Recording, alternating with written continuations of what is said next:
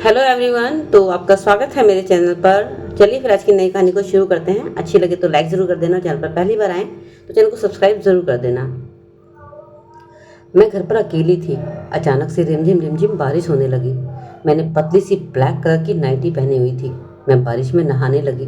बहुत मज़ा आ रहा था। मेरी नाइटी ब्लैक कलर की थी, इस वजह से मेरा गोरा बदन साफ नज़र आ रहा था। तभी अचानक दरवाजे पर खटखटाहट हुई। मैं उसी हालत में दरवाज़ा खोलने गई तो देखा सामने जेठ जी खड़े थे। मुझे देखते ही कहने लगे, आज तो तुम कयामत लग रही हो।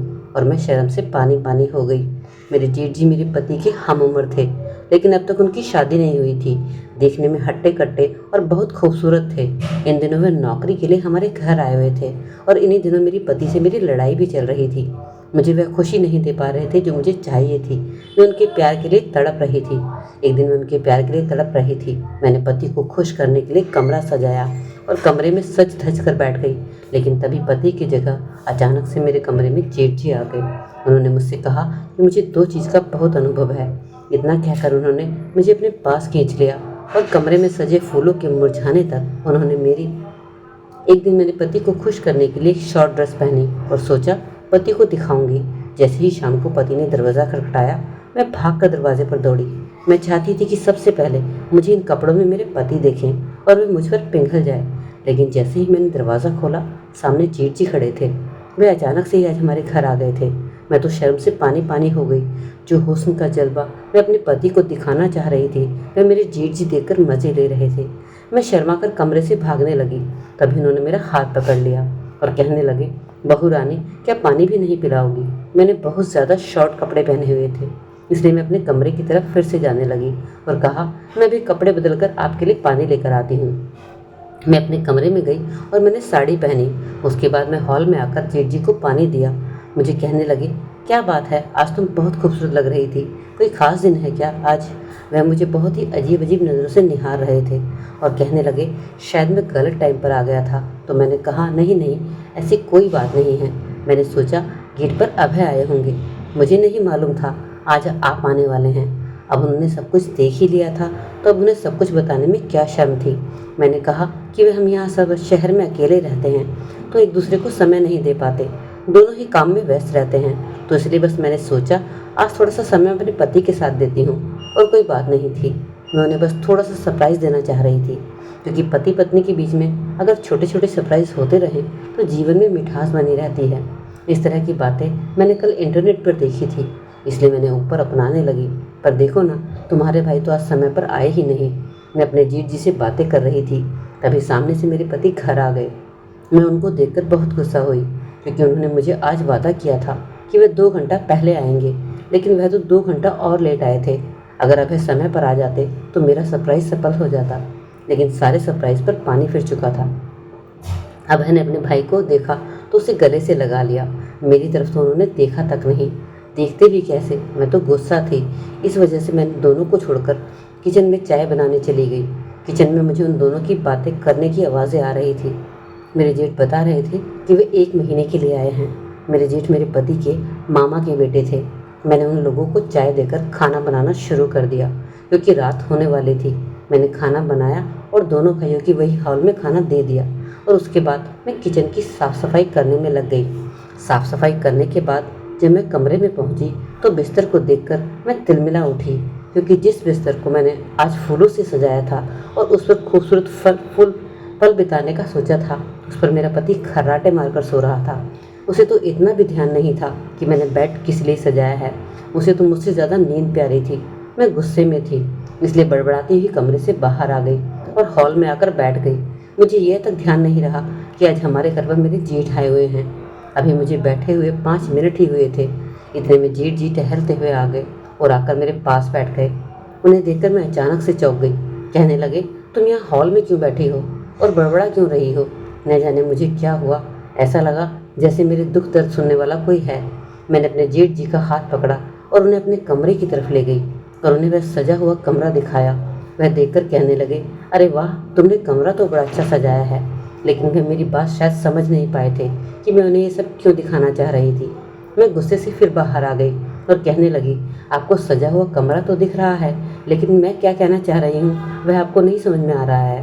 तो वह कहने लगी, नहीं, मैं तुम्हारा चेहरा देखकर समझ सकता हूँ कि तुम क्या कहना चाह रही हो। जाहिर सी बात है, तुमने वह बिस्तर अभय के साथ खूबसूरत पल बिताने के लिए सजाया था, लेकिन वहीं पर वह खर्राटे मार कर सो रहा है।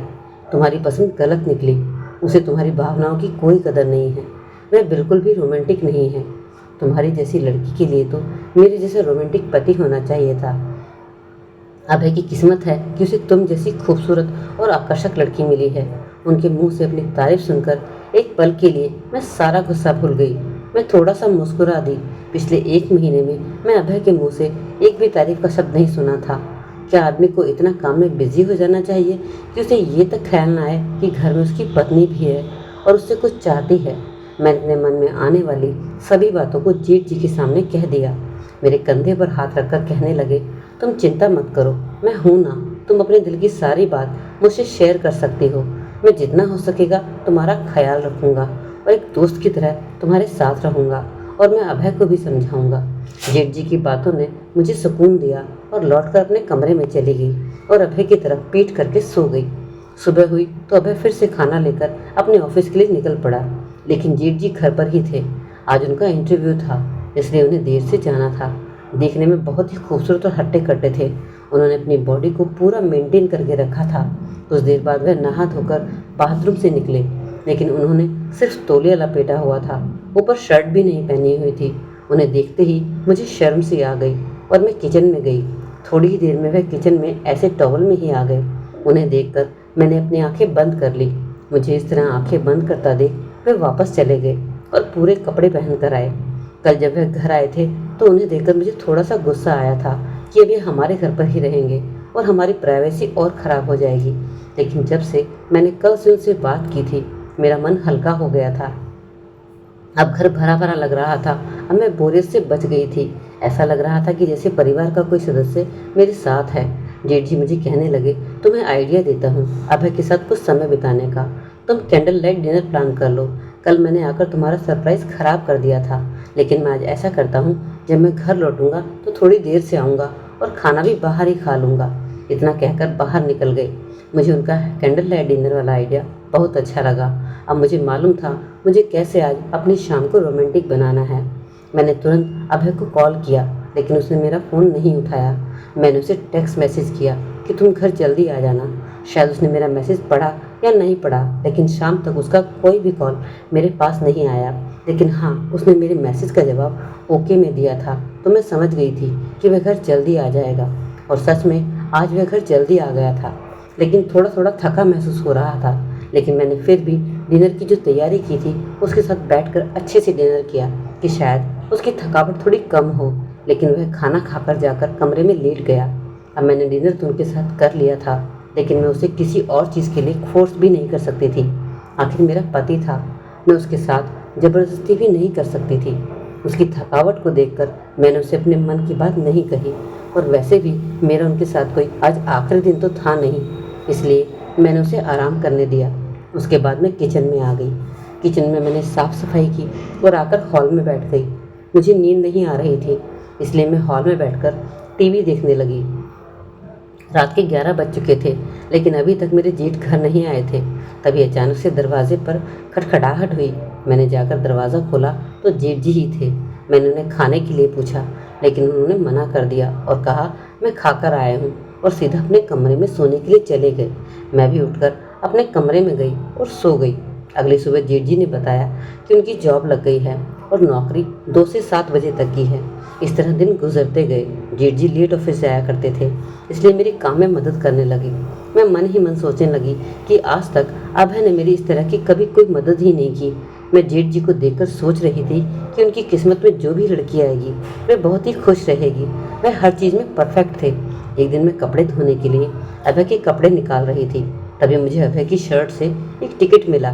जब मैंने अभय से पूछा तो उसने बताया कि हाँ, मुझे थोड़े दिनों के लिए मुंबई शहर जाना है। बस मैं तुम्हें बताने ही वाला था, यह टिकट हमें ऑफिस की तरफ से मिला है। ऑफिस की तरफ से एक बड़ी पार्टी है, इसलिए मुंबई जाना होगा। मैं सुनकर खुश हो गई। मुझे लगा शायद अभय मुझे भी अपने साथ लेकर जाएंगे, क्योंकि उन्होंने पार्टी का नाम कहा था। मैंने कहा फिर अभय मुझे बता देना कि कब तक तैयार होना है, मैं भी तैयार हो जाऊंगी। इतने में अभय कहने लगे, अरे नहीं नहीं, तुम्हें साथ नहीं जाना है, हमें ऑफिस की तरफ से ही जाना है। पार्टी बस ऑफिस के कर्मचारियों के लिए है, फैमिली के लिए नहीं है। ऐसी बातों ने तो मुझे मायूस ही कर दिया था। अगले दिन मैं 3 दिन के लिए मुंबई निकल गया।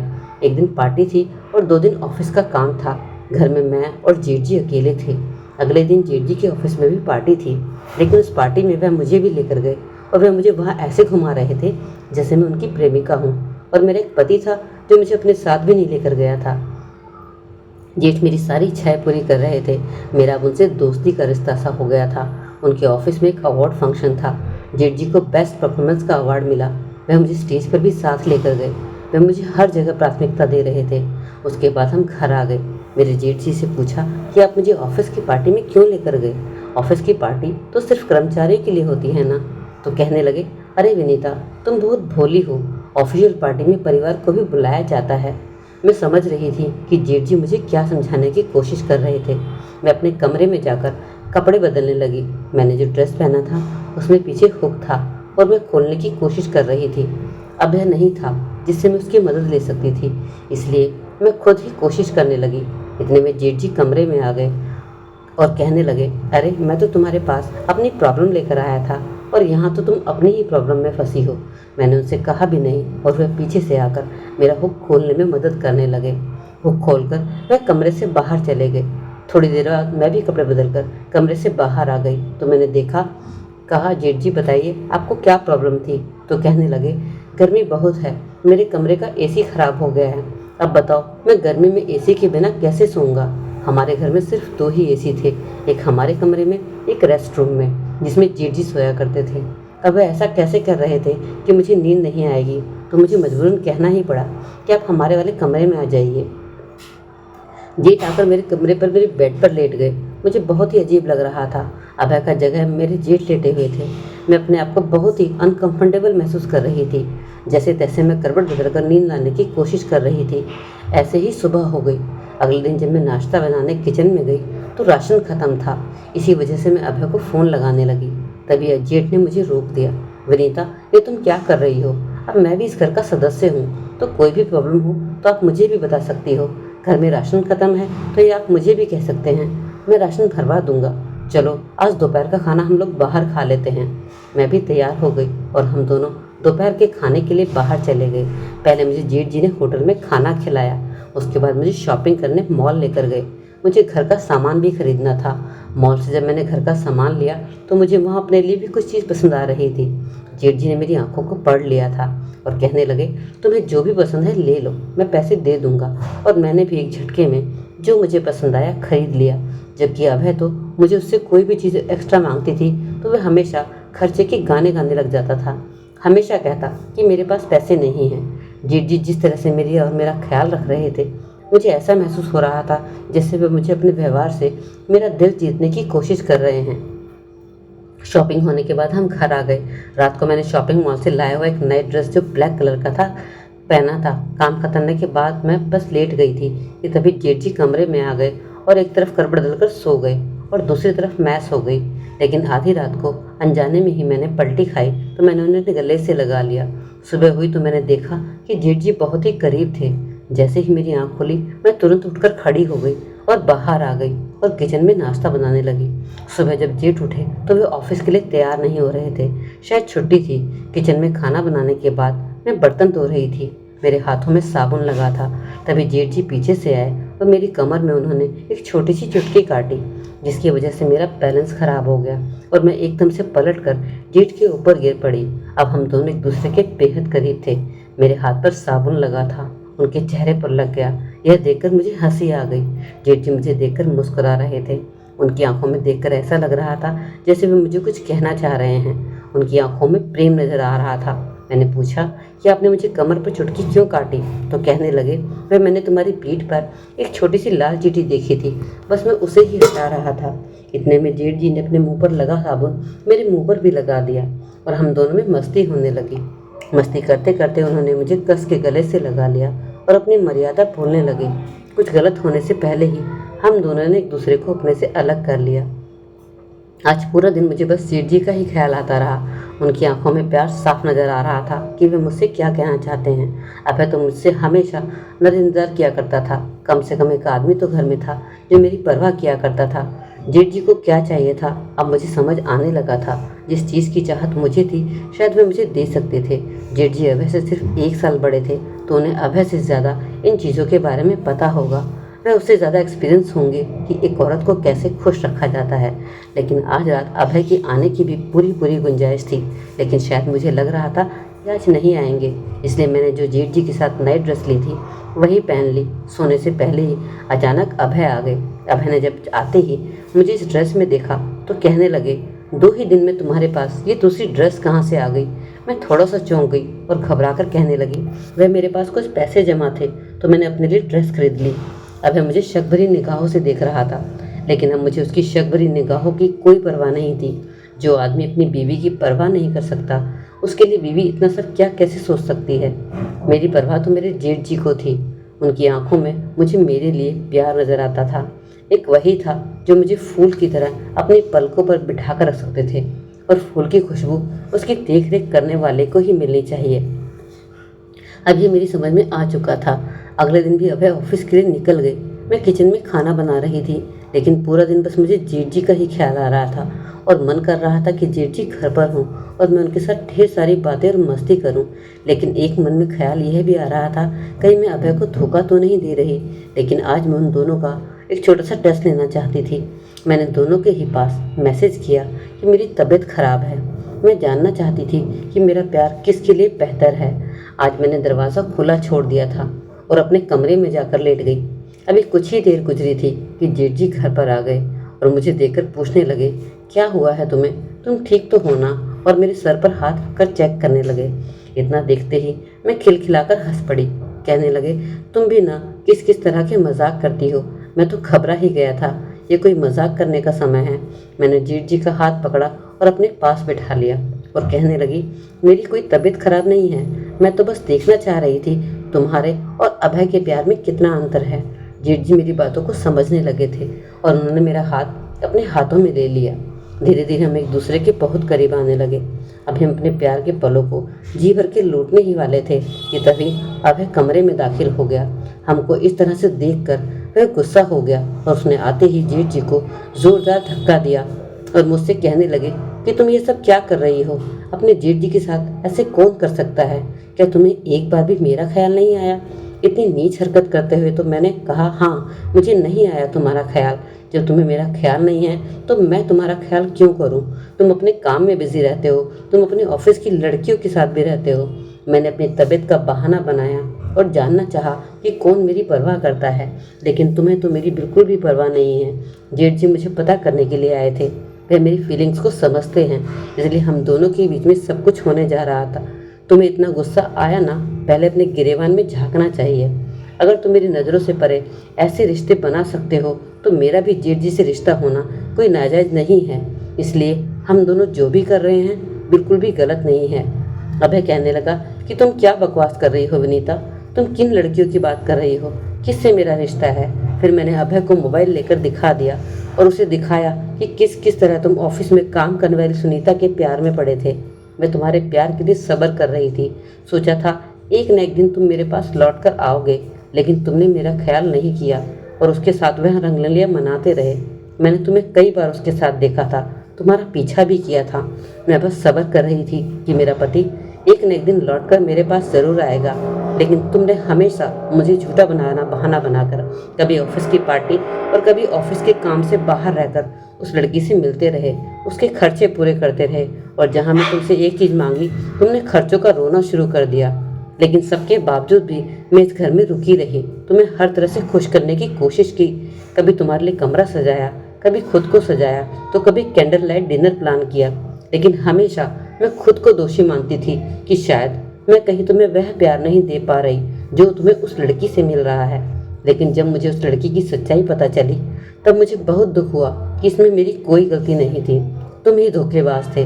मैं डिप्रेशन में भी जाने लगी थी, लेकिन तभी जेठ जी जब हमारे घर आए तो उन्होंने मुझे समझा, मेरे अकेलेपन को दूर किया, मेरे मन की बातों को सुना। जब तुम्हें मुझे किसी दूसरे मर्द के साथ नहीं देख सकते तो मैं कैसे तुम्हें किसी दूसरे औरत के साथ देख सकती हूँ। अब बहुत हो चुका है। अभी मेरे सामने नज़र झुकाए खड़ा था। मैंने अपना बैग तैयार किया और मायके जाने लगी। मैंने अभय को उसकी भाषा में ही समझा दिया था, लेकिन अभय ने मुझे जाने से रोक लिया और मुझसे माफ़ी मांगने लगा और कहा कि आज के बाद मैं तुमसे पूरी तरह वफादार रहूंगा और किसी लड़की के पीछे नहीं भागूंगा। लेकिन अब मैं अपना मन बना चुकी थी और मैंने अभय से साफ साफ कह दिया कि अब मैं तुम्हारे साथ नहीं रहना चाहती, मुझे अब संजय के साथ ही रहना है। संजय ने भी आगे बढ़कर इस बात को माना कि मुझे भाभी से प्यार हो गया है और मैं आपके साथ रहना चाहता हूँ, और मैं अपना सामान उठाकर संजय के साथ उस घर से निकल गई। सच ही कहा है किसी ने, जिसके पास जो चीज़ होती है वह उसकी कदर नहीं करता। आजकल हर मर्द बाहर दूसरी औरतों से रिश्ता बनाकर तो अपने घर की औरत को भूल जाता है, लेकिन वह यह नहीं जानता कि जो उसकी बीवी उसे संभाल सकती है वह भारतीय औरत ही है। तो दोस्तों, बताइए कि मैंने अपनी ज़िंदगी का फैसला ठीक लिया या नहीं, कमेंट में ज़रूर बताइएगा।